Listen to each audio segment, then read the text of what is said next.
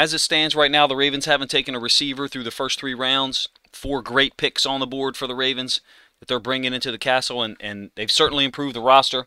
But a lot of us are rightfully so to have a concern that we were passed over, or excuse me, that people jumped in front of us to grab receivers.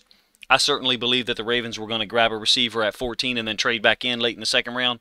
But in any case, look, these 3 guys are going to get an opportunity like they never have before. Proche had 16 catches on 20 targets last year. Pretty good ratio, if you ask me, catch ratio at least. Devin Duvernay, I believe, had 42 catches. Maybe it was 47, something like that. Between the 2 of them, can they match Marquise Brown's production from last year? I'm not sure if they can get to 90 catches, but they can if they get 146 targets.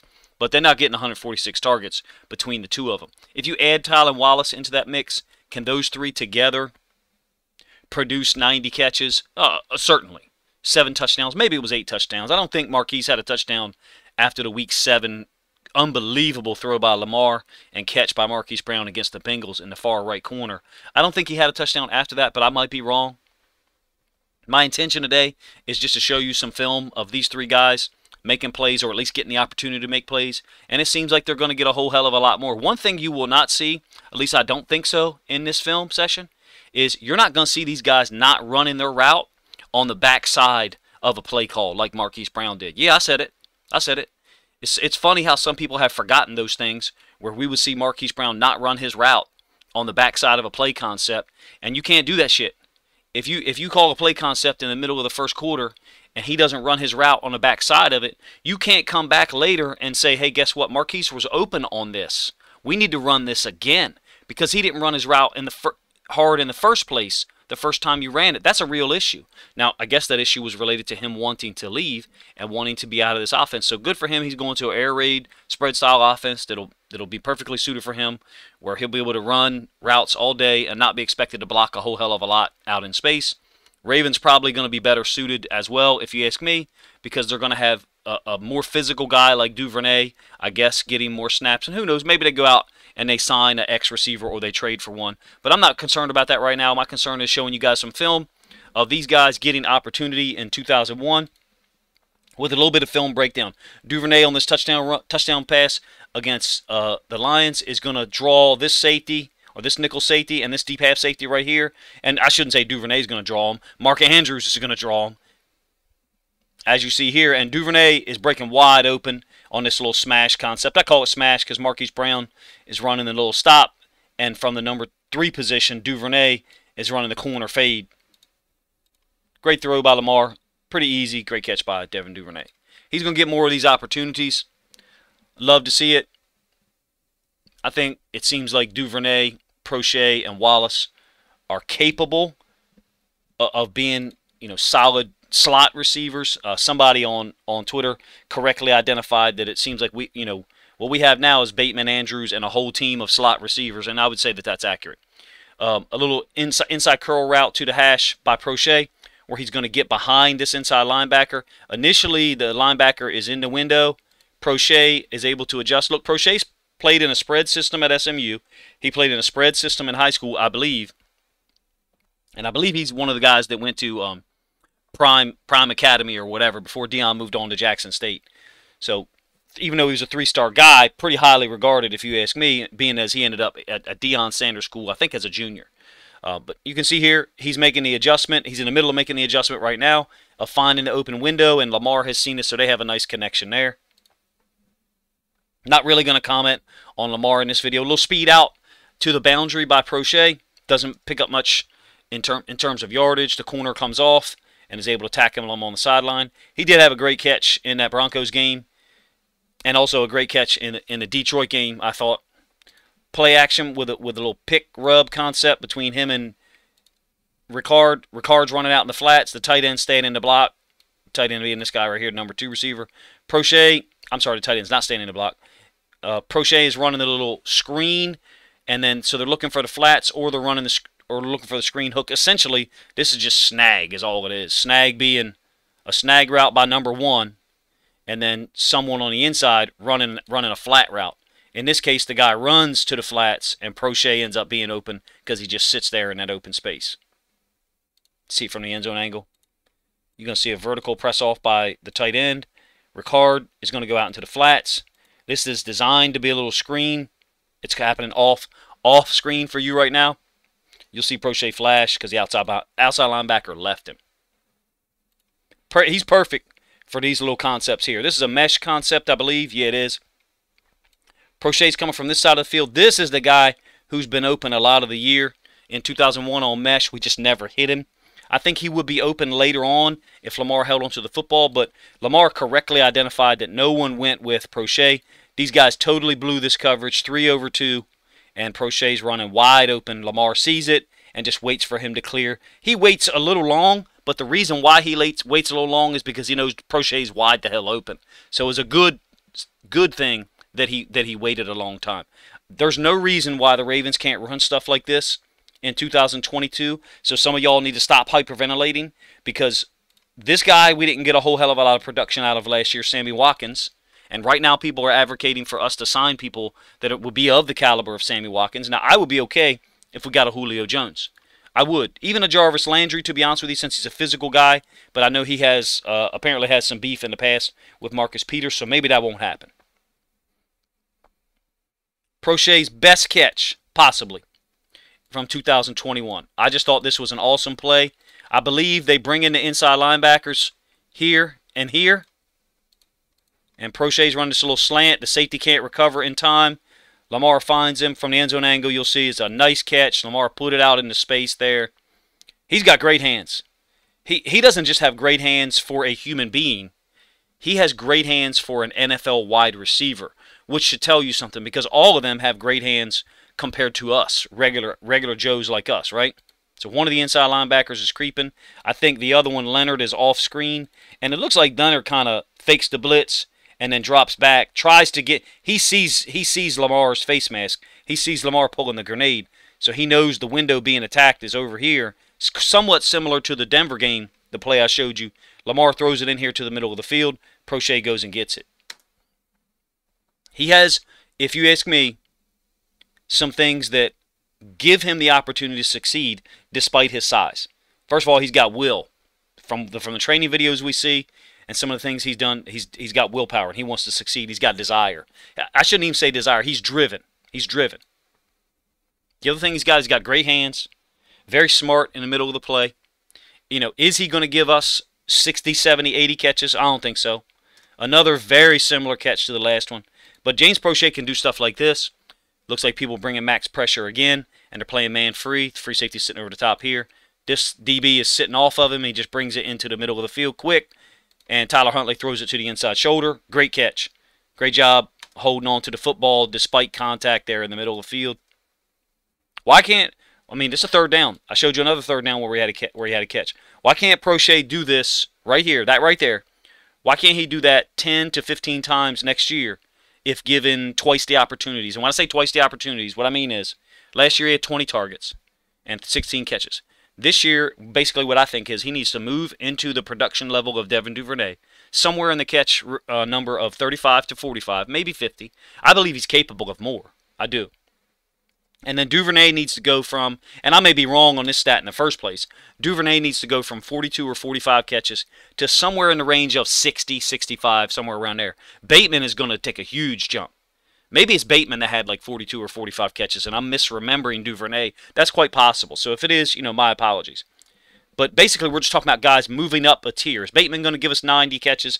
I don't think so. I don't think Andrews is going to get there. I think with J.K. and Gus around, you know, you're going to see less throws, because we're not going to be throwing. I believe the Ravens were 65% throw this season, which is a huge number for a team that's supposed to be, you know, all runs. Duvernay in motion.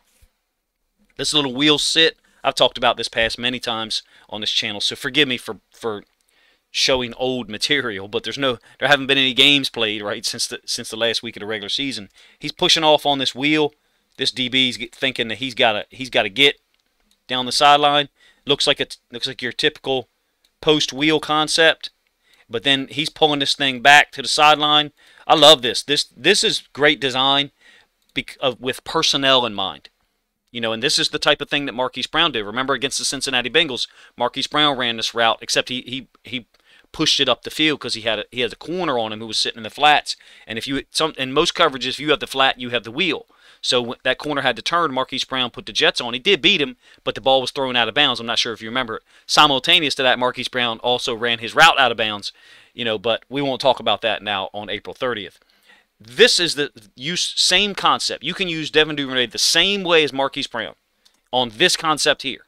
Now, not on every single concept, but there's no reason that we need to pay someone $20 million a year, not this year coming up, but the following year, when we have a guy on the roster in Devin Duvernay who can give you the same thing on this concept. I'm not saying he can give you the same thing in all situations, so don't hyperventilate if you're watching the video so far. Lamar looked really good in this Denver game, even though we only scored 23 points. Strong throw. That's from the near hash, right? Now it's from the middle of the field. No, it's from the far hash. It's from the far hash. Wow. It's not the same throw from the far hash as it is from the near hash. Ball's got a little wiggle in it. This is one of my favorites for Devin Duvernay. I think I've got 2 more plays after this. He's up against Patrick Surtain. This is 3rd and 7. And the problem, the complaint that people have, for the Ravens not drafting a receiver so far, I get it. Understandable. I'll side with you on that. And that, who wins on 3rd down? Well, here's an example of Devin Duvernay beating a first-round pick corner, Surtain, second-generation NFL football player, second-generation DB, went to Alabama, I believe, and Duvernay's beating him one-on-one. Now, Duvernay, at this point last year, was our 4th receiver. Looks like at this point in time, he's moved up the depth chart to being the number 2, I guess. That could change. He could end up being number 3. But let's be honest. Mark Andrews is a receiver. Mark Andrews is listed as a tight end. He's a receiver in terms of how he impacts the game. I'm not saying he can't block it at all, but in terms of how he impacts the game, he's a receiver. I mean, that's beautiful. Very similar to the concepts I showed you with Proche against Green Bay, Proche against the Colts, except this time Duvernay's not lined up in the slot. He's lined up as the X, just so you know. He's the X receiver on this. Is Devin Duvernay an X receiver who can give you, 80, 90 catches a game? Well, no, not unless he's getting 146 targets. Duvernay wide open, and I think he made this catch. When I say wide open, I'm talking about the separation between these 2 second-level defenders. Obviously, it's a difficult catch, being as he's got contact here, and I think Lamar's intentionally throwing this ball low. I remember after this game, there were some people saying, what about that throw to Duvernay, where Duvernay's open, he throws it low? People don't understand how far ahead of the game Lamar actually is sometimes. He sees this. He knows I can't throw it high over here, because then his safety's going to kill Duvernay. He's got to put this thing low to protect his receiver. That's the sign of an exceptional quarterback. Here is Duvernay right here, coming across the field. Essentially, he's running the Mark Andrews over route, and to have Andrews sitting up. Nice little variation. Great catch in the middle of traffic. You guys let me know what you think. If you're one of the people who's really upset that we haven't drafted a receiver, I don't think that you're wrong. However, I think the Ravens' plan was to draft a receiver at 14. Now, people did jump in front of us. I think at 76, I believe it was, the Texans jumped in front of us and grabbed a receiver. The pick that would be one to complain about isn't even the word. To identify as one where we could have taken a receiver, I guess it would be 45, because Pickens and Pierce are still on the board, and those guys look like classically trained, NFL-ready receivers with some size on them. But let me ask you this, and I'm interested to hear perspectives on this. If we had drafted Pickens, or if we had drafted Pierce, first of all, they would make the team better. They're good players. They got a lot of talent. They're big, and they got experience against high-level competition. Pickens goes against Georgia's defense, right, when he's healthy, and then he goes against SEC competition, so there's no question about his level of competition. Pierce went, practice against Ahmad Gardner.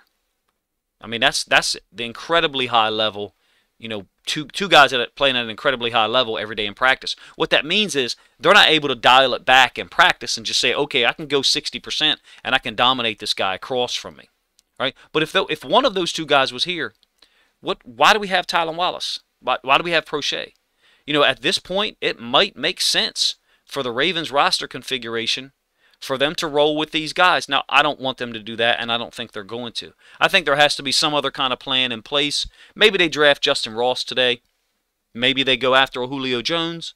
Like I mentioned earlier, maybe Jarvis Landry is in the works. I have no idea. I really don't care if Greg Roman's scheme caters to receivers. I don't care. And if you do, I'm sorry. That's your problem. But I'll say this. We have T. Martin and Keith Williams on staff. Up to the point where we had played 9 football games last year, we were averaging 28 points a game. And a lot of it was coming on some of the stuff I showed you. I just showed you spread concepts, and I didn't mention it while I showed it to you. I just showed you spread concepts. Now, there was some plays. There was the play action pass against Denver where I called it a snag route by Proche and Ricard running out in the flats. Yeah, okay, so that's a 21 personnel formation. Most everything else I showed you was a spread formation, 11 personnel. And those 3 guys, even though I didn't show you any plays by Tylan Wallace, they were at the end.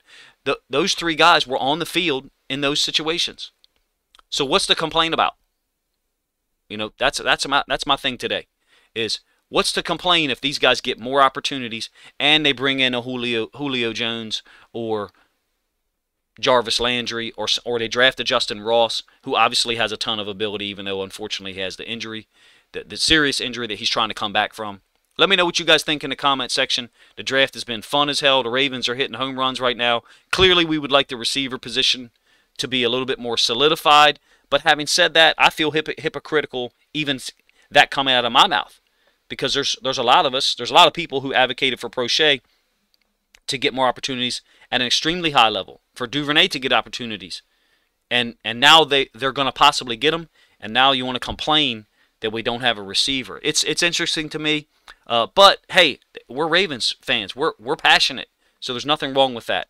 I applaud you if you're that passionate that you want the Ravens roster to be perfect. There's nothing wrong with wanting the roster to be perfect. To me, this roster becomes perfect if they go out there and they trade a future asset for DK Metcalf. If they go out there and they trade a future asset for DK Metcalf, we have a perfect football roster. Perfect. And I have no complaints saying that. You guys let me know what you think of that final thought in the comment section.